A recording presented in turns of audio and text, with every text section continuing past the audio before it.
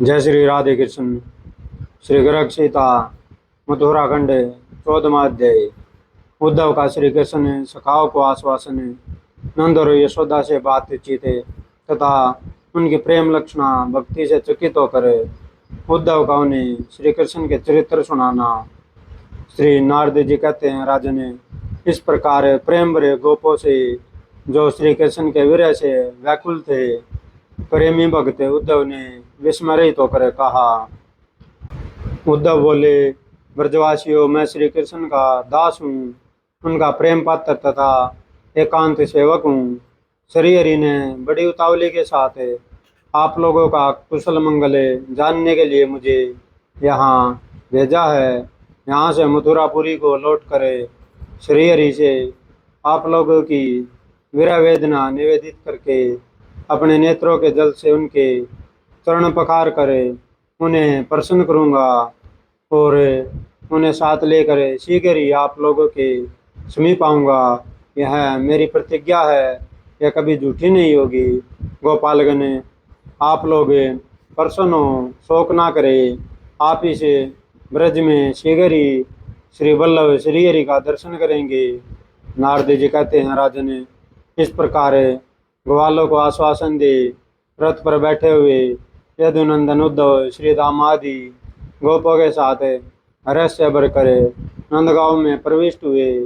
उस समय सूर्य समुद्र में डूब चुका थे। उद्धव का आगमन सुनकर परम बुद्धिमान नंदराज ने शीघ्र आकर उन्हें प्रसन्नतापूर्वक हृदय से लगाया और बड़े हर्ष से उनका पूजन स्वागत सत्कार किया। जब उद्धव जी भोजन करके शांत भाव से शैया पर आसीन हुए, तब नंदराज ने भी शैया पर स्थित तो गदगद वाणी में कहा। नंद बोले, मामते उद्धव, क्या मेरे मित्र वसुदेव मथुरापुरी में अपने पुत्रों के साथ सकुशल हैं? सखे कंस के मर जाने पर यादव शिरोमणियों को इस भूतल पर परम सुख सुविधा की प्राप्ति हुई है। क्या कभी बलराम सहित माधव अपनी माता यशोदा को भी याद करते हैं?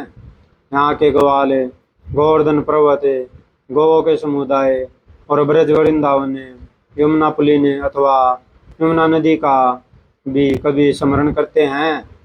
आदेव, अब मैं किस समय बिंब फल के समान लाल ओठ वाले अपने पुत्र कमल नयन श्याम सुंदर को बलराम और ग्वाल बालों के साथ बार बार घर के आंगन और चबूतरों पर लौटते देखूंगा। कुंज निकुंज, महानदी, यमुना, गिरिराज, गोवर्धन, यह वृंदावन तथा दूसरे दूसरे वन, ग्रह, लता, वृक्ष और गौओं के समुदाय तथा इनके साथ ही यह सारा संसार मुकुंद के बिना इस तुल्य प्रतीत हो रहा है। कमल दल के समान विशाल नेत्रों वाले श्री कृष्ण के बिना मेरे जीवन चयन और भोजन को भी धिक्कार है। इस बोतल पर चंद्रमा से पिछड़े हुए चकोर के भांति में उनके आगमन के बहुत अधिक आशा से ही जीवन धारण कर रहा हूँ। मामते, मैं श्री कृष्ण और बलराम को प्रातः परमेश्वरी मानता हूँ। देवताओं के अत्यंत प्रार्थना करने पर वे पूर्णतम भगवान भूमि का भार उतारने के लिए स्वेच्छा से अवतीर्ण हुए हैं और अब संतों की रक्षा में तत्पर हैं। नारद जी कहते हैं, राजन, परमेश्वर श्री हरि का बार बार स्मरण करके नव नंदराज तकिए पर सिर रखकर चुप हो गए। उनका अंग अंग उत्कंठा के कारण रोमांचित और विह्वल हो रहा था। राजन, उस समय श्री कृष्ण सखा उद्धव के देखते देखते श्री नंदराज जी के नेत्र कमलों से निकलती हुई अश्रुधारा बिस्तर और तकिए सहित शैया को भिगो कर आंगन में बह चली। मथुरापुरी से उद्धव जी का आना सुनकर सती यशोदा तुरंत दरवाजे के किवाड़ों के पास चली आई और अपने पुत्र की चर्चा सुनने लगी। उस समय स्नेहवश उनके सतनों से दूध झरने लगा और नेत्र कमलों से आंसुओं की धारा बह चली। फिर वे लात छोड़कर पुत्र स्नेह से उद्धव के पास चली आई और सारा कुशल मंगल स्वयं पूछने लगी। नेत्रों से बहती हुई अश्रुधारा को आंचल से पोंछ कर श्री हरि की भावना से विवलानंद जी की उपस्थिति में वे बोली। यशोदा ने कहा, उद्धव, क्या कन्हैया कभी मुझको अथवा अपने बाबा नंदराज को याद करता है? इनके भाई सनंदु से देखने के लिए बहुत उत्सुक रहते हैं। क्या वह इनका भी स्मरण करता है? जिनकी इस ब्रज में 9 नंदे, 9 उपनंदे और 6 बरिसवानु रहते हैं। क्या कन्हैया इन सबको याद करता है? जिनकी गोदी में बैठकर उसने वन वन में बाल केली की थी, जिनके साथ नंद नंदन सानंद गेंद खेला करता था, उन्हें अपने स्नेही गोपों का वह कभी स्वतः स्मरण करता है? मुझे मेरे जीवन में एक ही यह बेटा मिला था। मेरे बहुत से पुत्र नहीं हैं, फिर भी वह एक ही पुत्र मुझे दीन दुखी माँ को छोड़कर दूसरी दिशा को चला गया। माँ मते स्नेह करने वालों के लिए कष्ट होना अनिवार्य है।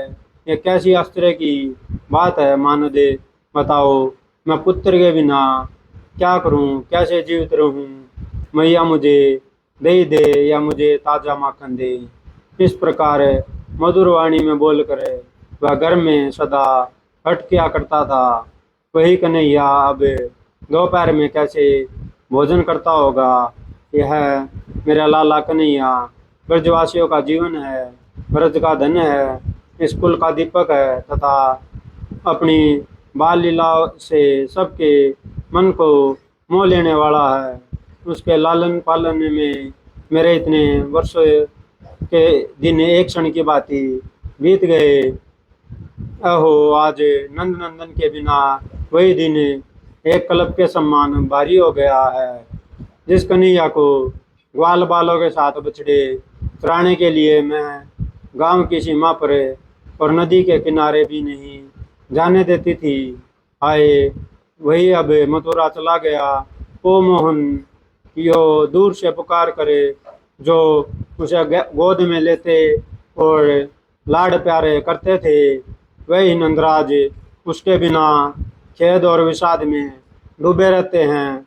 अहो, एक दिन दही का बांड फोड़ देने पर मुझे निर्मोहिनी ने उसे बच्चे को रस्सी से बांध दिया था। आज वह करतूती याद करके मैं शोक में डूब रही हूँ।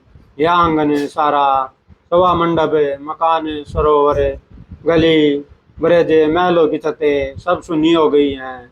मुकुंद के बिना यह सारा जगत विष के तुल्य प्रतीत होता है। कन्हैया के बिना मेरे इस जीवन को धिक्कार है। नारद जी कहते हैं, राजन यशोदा और नंद में मुझको टिके प्रेम का लक्षण प्रकट हुआ देखे उद्धव अत्यंत आश्चर्यचकित हो गए। उनका अपना सारा ज्ञान अभिमान गल गया।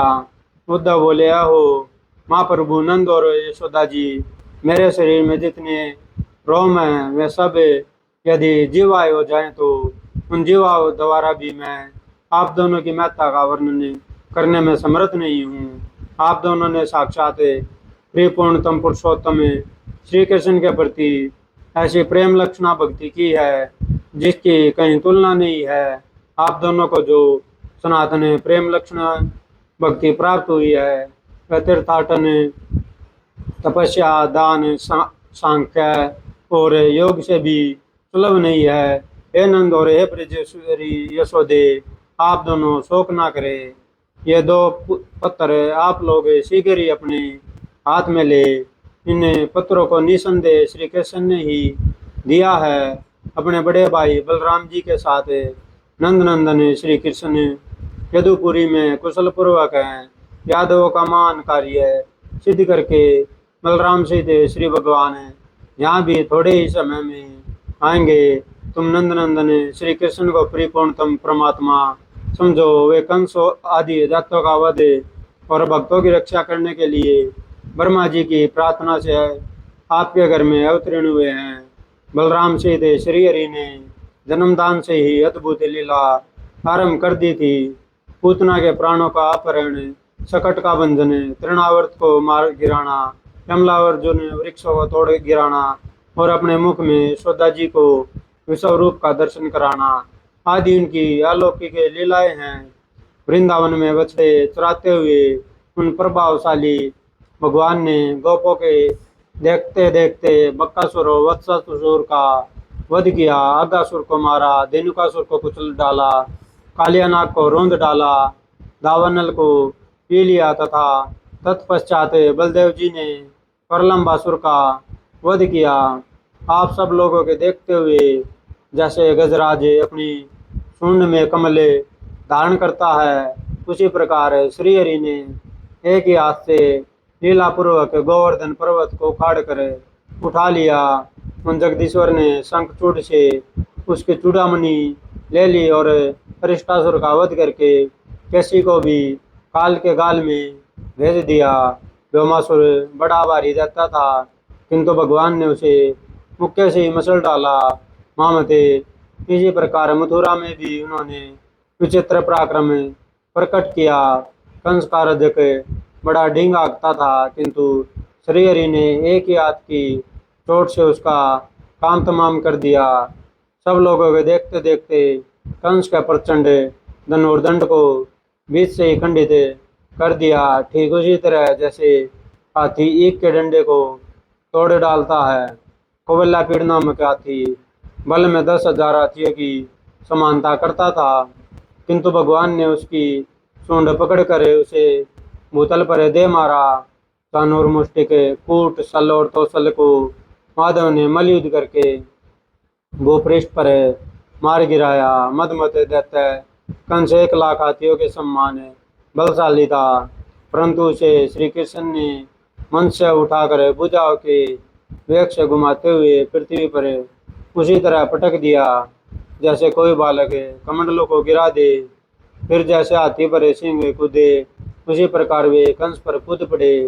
कंस के कंक आदि छोटे भाइयों का महाबली बलदेव ने मुदगर से ही तुरंत उसी प्रकार कुचुमर निकाल दिया जैसे कि सिंह ने बहुत से मृगों को मौत के घाट उतार दिया हो। अपने गुरु को दक्षिणा देने के लिए महासागर में कूद कर स्वयं श्रीहरि ने शंखरूपधारी पंचजन नामक असुर का संहार कर डाला। मानंद, ये अद्भुत चरित्र भगवान श्री कृष्ण के बिना कौन कर सकता है। उन श्रीहरि को नमस्कार है। इस प्रकार श्री गर्ग संहिता में श्री मथुराखंड के अंतर्गत नारद बोलाश्रव संवाद में नंदराज और उद्धव का मिलन नामक 14वां अध्याय पूरा हुआ। जय श्री राधे कृष्ण। अगर कथा अच्छी लगी हो तो वीडियो को लाइक कीजिएगा, चैनल को सब्सक्राइब कीजिएगा। जय जय श्री राधे।